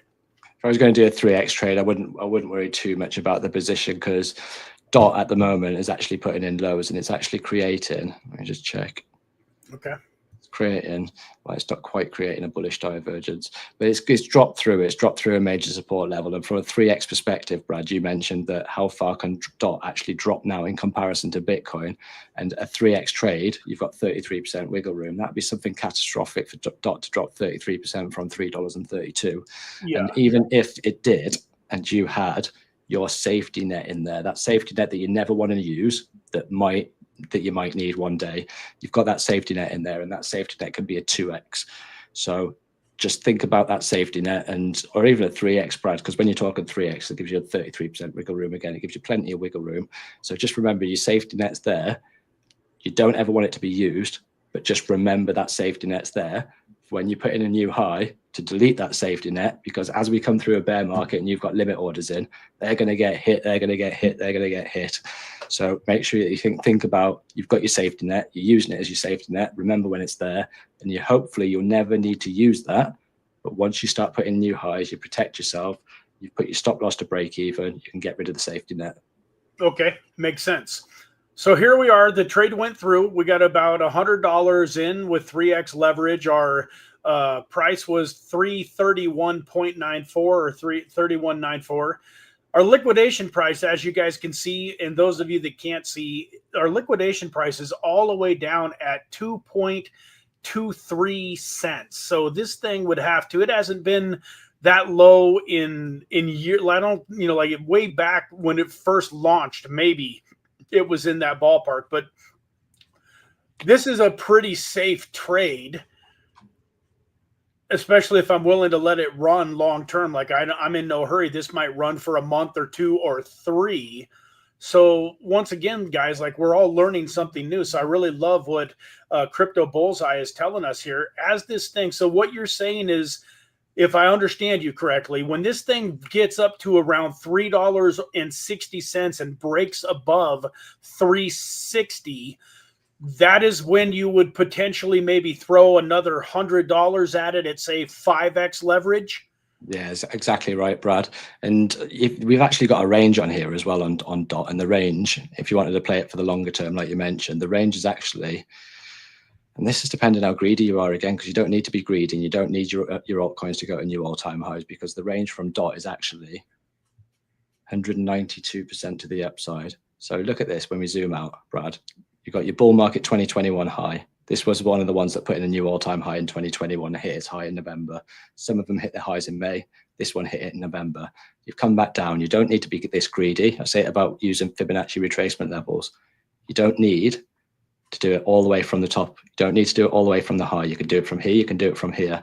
Look at the magic, just an example of the 38.2% retracement from here. 38.2% retracement. Where's that lie? Top of this range exactly. Rejection. Like magic, these, Brad. Rejection, rejection, going forward. Sorry, this one here, not that one. Rejection. So you've got rejection, rejection, rejection. That's 38.2% retracement from where price action is now. Just zoom in. There we go. All the way to the 38.2, 229% to the upside. So how greedy are you? Look, that's just this lower high here, just that lower high here. So when you're trading, Brad, and when you've got a 3x leverage on, for example, that becomes 3 times the amount. So that gives you 3 times the buying power. You're putting in 1, somebody else is putting in 2. So you don't need to be greedy. You don't need to look for all-time highs. And I keep saying to people, is this going to go to new all-time high this year? They keep asking me, will this go to new all-time high? I haven't got a clue if it's going to go to all-time high. However, you don't need it to go to all-time high. Sometimes you can get 5 or 6 or 7x just from the previous lower high of the bear market 2022, and then put a Fibonacci retracement tool on there. Just go back to the conservative levels. You've got a reaction here at the 236. You know, that's going to be a sticking point. Got a bigger reaction here at the 382 that we talked about. So you can ride it up when you're in a low leverage. You can ride it up all the way just to these levels, which you would expect DOT to at least hit during an alt rally, at least.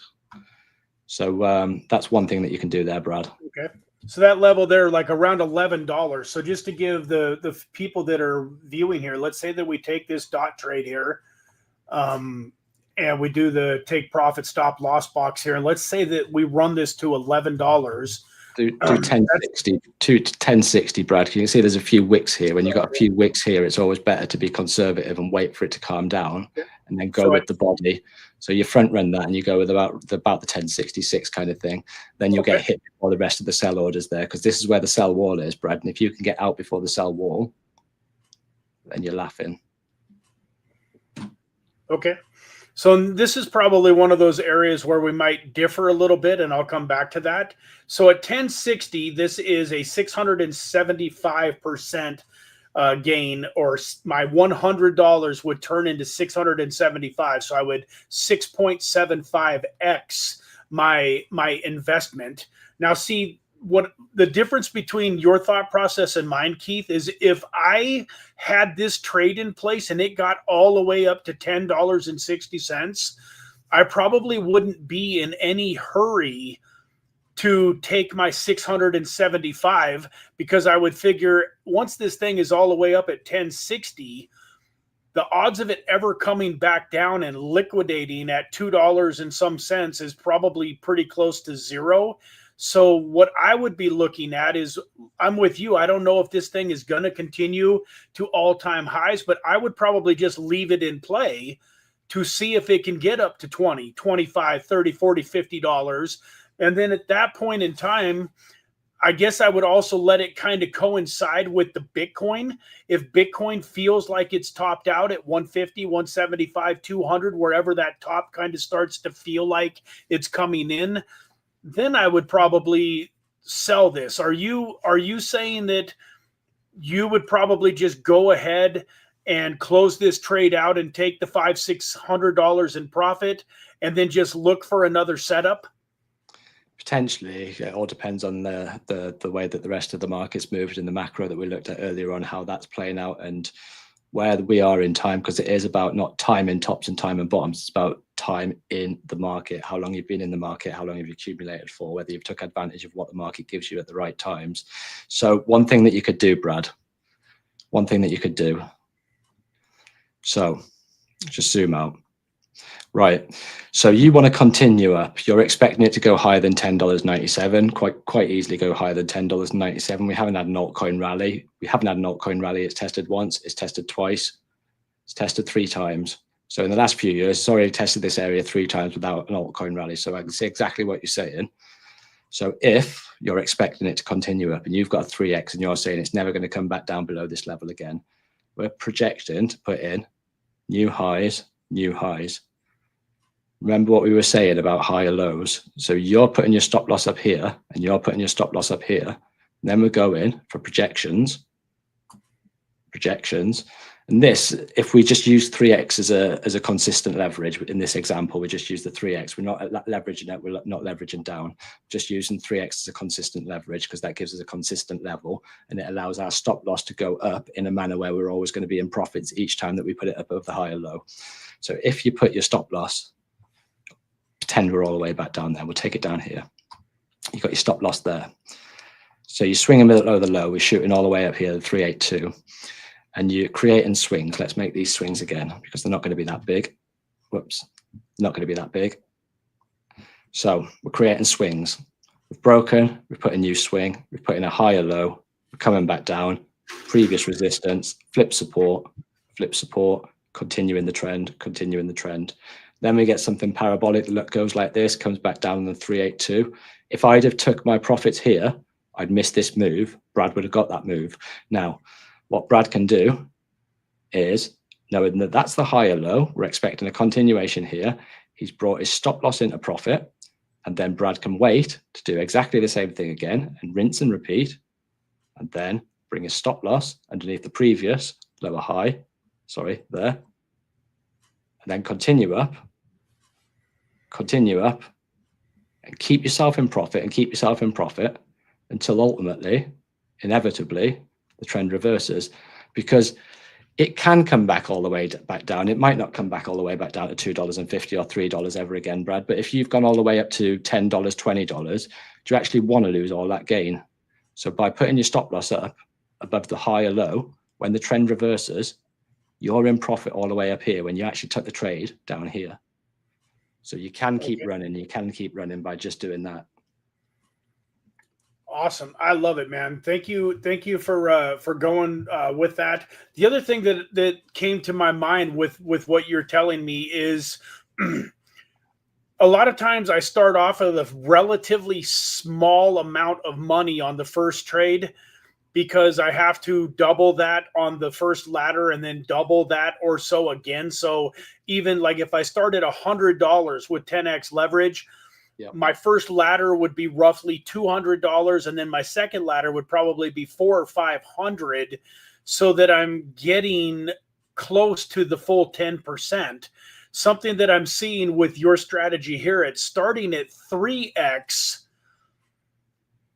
I would feel comfortable putting in a much bigger amount of money on the first trade. Like here, I just did $100 to show people the trade. But theoretically, if I was doing $100 at 10x leverage, I would probably feel comfortable doing $300 to $500 at 3x leverage, because I know that the odds of it coming all the way down here to $2.23 are relatively slim. And then even if I had to do one ladder at 223, which would 33% of 223 is another 66 cents or so. That would take it all the way from 223 down to $1.60.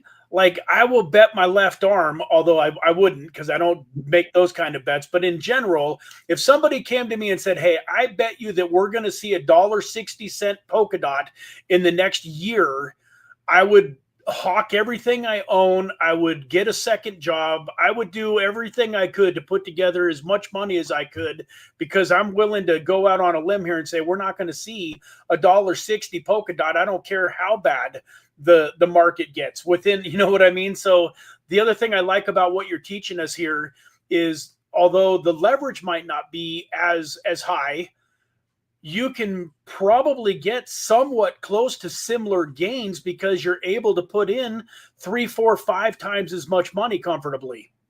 Yeah. And you've got a lower probability of getting liquidated as well. So you don't have to keep checking it all the time and understanding exactly how far your capital. Because if you think about it, Brad, if you've got $1,000 account, so you've got a modest $1,000 account and you're using a 10x and you're putting $100 on there, then it comes back down to the next level of support. You put another $100 on there. That 10% is 10% of the new price and not the old price. So you drop another 10%. And literally, you could get to a point where you've got no capital whatsoever to be able to put in there, and then ultimately you'll get liquidated. So yeah, completely agree, mate. Awesome. I love it. Well, let's give away some money. So the first thing that I want to do here, guys, is I'm going to put this link in again for those of you that are paying attention and have the ability, if you're not driving down the road, if you're driving down the road, you might want to pull over, because the first thing I'm going to do is I am going to post this link here to Keith's channel. So for all of you that have not subscribed yet to the Crypto Bullseye, I want you to go click this link, and then the first video here that you're going to see, next big move, the #1 mistake Jasmy crypto traders make with time frames. I want you to click on this video, and I want you to make a comment here. There's only a few comments right now. Those of you that are watching, go click on this video and make a comment. We're going to go back through here in a few minutes, and those of you that subscribe to the channel and made a comment here on this video, and while you're there, let's hit this like button too. Hit the like button and make a comment on this video. We're going to go back through and we're going to draw at least one winner, maybe two, but at least one winner is going to get $25 in AGAPE tokens. And then while you guys are doing that, I want to run over here to my StreamYard giveaway tool. And I've been having you guys type in #Bullseye.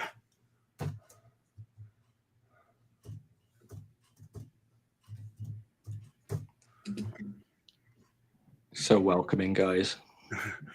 And so I know that we've got, quite a few comments. Quite a few have typed in, #Bullseye. I know that there's a few people that like to try to take advantage of the giveaways. So, there might be a few bots in there, but I know, Tulsa King and Venom and so many people here are legit. But what I normally do, Keith, to make sure that legit people get the giveaway is, #1, you have to be present to win. So those of you that jumped on the channel an hour and a half ago, hour and 47 minutes, man, we've been almost 2 hours. It feels like it was 15 minutes, man. I know. I just see it as well. For those of you that jumped in real early and typed in #Bullseye, and now you're not still here, you won't be able to win, because in order to verify that you are legit, I need to be able to pull up your YouTube channel. And so while I appreciate all of you that have done this Crypto Bullseye at this point, in order to make sure that it's legit people that are still watching the channel, we're going to switch it up on you. And what I want you to do right now, folks, is we're going to go back here to this tool. And we're just going to give you guys a quick minute to do this. We're going to now type in hashtag, and just for the fun of it, we're just going to do #Keith. So for those of you that want to win $25 worth of AGAPE tokens, go into the chat right now and hit hashtag. I spelled that right, didn't I? It's KEI. Right. Yes. Goodness. So go type in #Keith so that we know it's just people that are paying attention and that are still watching. And we're going to give them about, 15, 20, 30, 40 seconds. And you can see here the entries are building up. And so when this hits 10, I'm going to hit the first draw. So the first 10 of you got a 10% chance of being the first winner. Keep on going, though, man. Keep on hitting #Keith. And we've got Jet Set Crypto. Man, Jet Set Crypto just won. I got a piece of paper here. He just won a couple of days ago, too. That's awesome, man. So Jet Set Crypto, this is not the first giveaway you've won. Congratulations. So I'm just making sure that I got everything situated here. While I do that, we're going to do a little housekeeping here real quick, folks, too. I want you guys to make sure that you know exactly how to win. So you're going to go to this Tuesday Trader live stream. And in the chat here, I want you to, if you've won, I want you to let me know that you are still here. So Jet Set Crypto, please make a quick comment letting us know that you are still here. Once Jet Set Crypto makes that comment, I'm going to click on it like so. Like say this, you're not a winner here, but this is what I'm going to do. I'm going to click this, and then I'm going to go to your channel. And then you are going to have to update the about page here on your YouTube channel with your MetaMask or Trust or Rabbi wallet, Binance Smart Chain address. I'm going to send you $25 worth of Agape tokens on the Binance Smart Chain. I do this, Keith, because in the past, I would draw winners and I would give them a day or two to reach back out to me. Yeah. And unfortunately, what would happen is I'd have 3 people messaging me telling me that they were Thorgal. And so the scammers would all try to get over on me. By doing this, nobody can scam me. So, you know, by doing this, now we go here and let's see, Jet Set Crypto. Did you ever say anything in the chat? I'm assuming you should have. There we go. So Jet Set Crypto. Now I go to your chat. Oops, that wrong one. Go to, oh, I had it and then I missed it. Where to go here? Jet Set Crypto. There we go. Click on go to your channel. And now, Keith, nobody can scam me. I leave this up until I've actually paid the people. With that, let's go ahead and get back to the tool and draw our second winner. Good luck, guys. This is also for $25 in Agape tokens. Nice Punk. That's a new name. Welcome to the channel, man. Congratulations on winning $25 in Agape. Once again, go over to your bio and update your address here with a Binance Smart Chain address. Make sure that it is a private wallet, guys. Agape tokens are not on any centralized exchanges. I can't send them to your Binance account. So make sure that it's a decentralized wallet that you put here. And let's go ahead and draw again.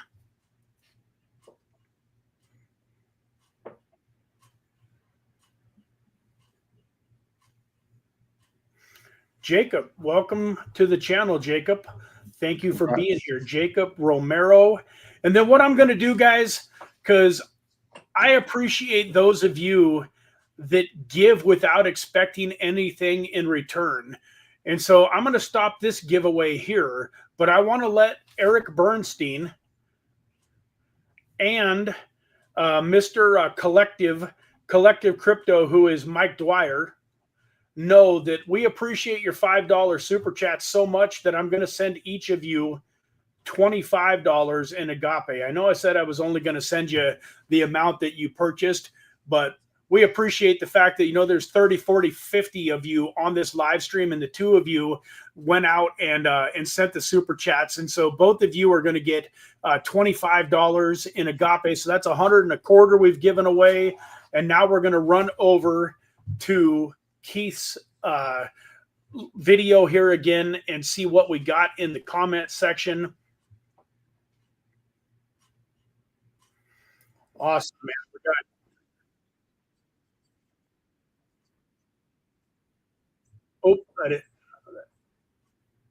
all right, guys. So we got Dave P, Igor, True Crime, John Lopez, Bully Based, Larry, Ladd, Eric Bernstein again. So we definitely got a handful of people on there. I think you had, this from 6:41 seconds, 1 minute ago.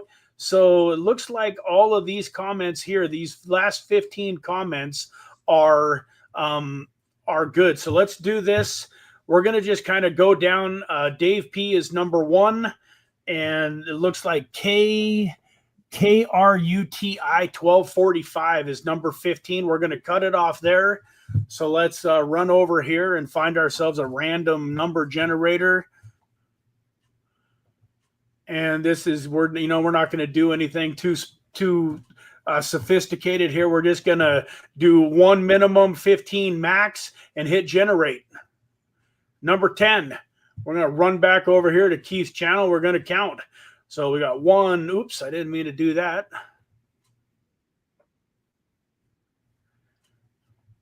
All right. So Dave was number 1. We got 1, 2, 3, 4, 5, 6, 7, 8, 9, and 10. By my account, Happy here is number 10. Let's do that one more time. Dave is 1, 2, 3, 4, 5, or excuse me, 1, 2, 3, 4, 5, 6, 7, 8, 9, 10. Happy. This is you, buddy. Happy M5X8. That's you. Got your bio pulled up here. So it looks like you've got a base network pulled up. Go ahead and let me know in your bio that you are going to be good for Binance Smart Chain token on there. You're the winner for that giveaway. And then last but not least, let me run back over here to my live stream. And I got to find, once again, we had Jet Set pulled up. We need Nice Punk and Jacob Romero. Nice Punk and Jacob Romero. Here's Nice Punk. Pull you up here. Go to your channel so you are set. And then Jacob Romero. Anybody got Jacob Romero here? There he goes. Jacob Romero. All right, so let me double check. So we got Jet Set, Nice Punk, Jacob Romero pulled up. Eric Bernstein and Collective I've talked to on Telegram, so they can just DM me their messages on our current conversations. And then we have Mr. Happy here pulled up. All of you guys are going to get $25 in AGAPE tokens. Appreciate you all very, very much. For those of you that haven't done it yet, even though you can't win anything right this second, please go show Mr. Crypto Bullseye some love for his 2 hours of time here. This guy is incredibly busy. As he mentioned earlier, he works hard and he's paying his bills, making a living with his 9 to 5. And then he's pouring in to his community, helping people to hopefully achieve a level of financial freedom that they might not have been able to achieve if they hadn't come across his channel and been able to learn. Wouldn't you guys like to be able to look at a chart the way that he does? I know that I am super, excited to learn more about the technical part of this. So go give him a sub and turn on those notification bells and become a part of his amazing Discord community. Last but not least, he does have an incredible Discord channel. And once again, that's right here in the top of the description. You can't miss it. Just click the link here. And boom, it's going to take you right to his Discord page. You click accept invite, and boom, you will be inside his Discord channel. So with that, guys, I'm going to go ahead and pop us out here and get rid of that little and turn it back over to you, Keith. Man, what an amazing day. God bless you, my friend. Thank you so much for coming out and pouring into us today. And you are welcome back on the channel anytime. Like I say, I'm hoping to have you on here more regularly on Tuesday mornings if it's something that you feel like would be a good fit and you would enjoy coming out. I would love to, Brad. It's been 2 hours of fun. And when you said that we've been in an hour and a half, I couldn't believe it was an hour and a half. It felt like 15 minutes to myself as well. And your community is always welcome over my community and vice versa. And I think we do share similar beliefs, Brad, in that we want to educate people and we want to join, or we want others to join on our journey together on that self-development journey. So that's what I teach. I want every single person to read a price chart the way that I can read a price chart, and I'm going to keep trying and keep trying and keep trying until every single one of you can. But ultimately, you've made me feel so welcome, and I've had such a blast here, Brad. Awesome, man. Well, I thank you again. You have a fantastic rest of your evening. I know it's time for you to unwind and relax a little bit and start thinking about getting some sleep so that you can take on tomorrow. It's 11 in the morning for me, and I'm getting ready to take on the day and crush it. Last thing that I'll say, folks, is tomorrow morning at 9 a.m. we've got the Microcap Gem live stream. So if you liked what you saw today, come back tomorrow at 9 a.m. for our Microcap Gem live stream. And please, folks, for those of you that won this $25 in AGAPE tokens, I'm not going to be mad at you if you go sell them. I understand that people have bills. There's things going on in life. But I would highly, highly, highly recommend using these $25 in AGAPE tokens as a catalyst to get you up to $77. We literally are in the nomination process right now.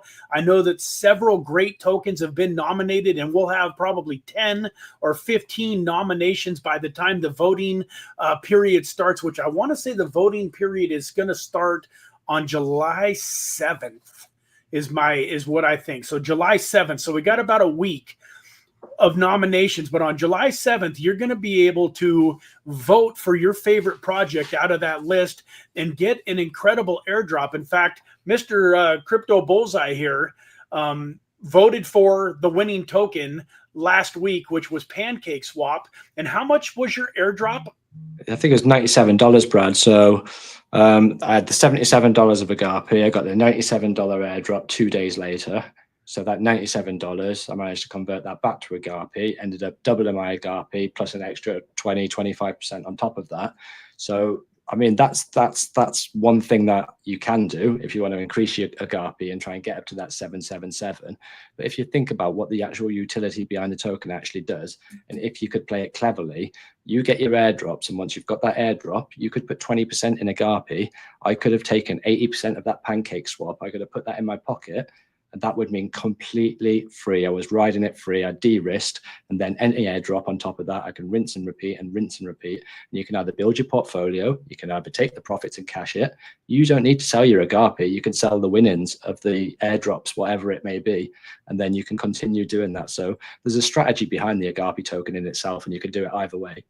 Taking profits from airdrops, banking it, de-risking, moving on, taking a percentage out, increasing your AGAPE position, get into that 777 where you can actually be a nominee and nominate a token and get other people to vote for you. So there's lots of ways of doing it, and that's why I like the utility behind it, Brad. So you got to give yourself a pat on the back there, mate. Will do. All right, guys. Thank you all very much. We will see you tomorrow morning. God bless. Have a great day. Have a great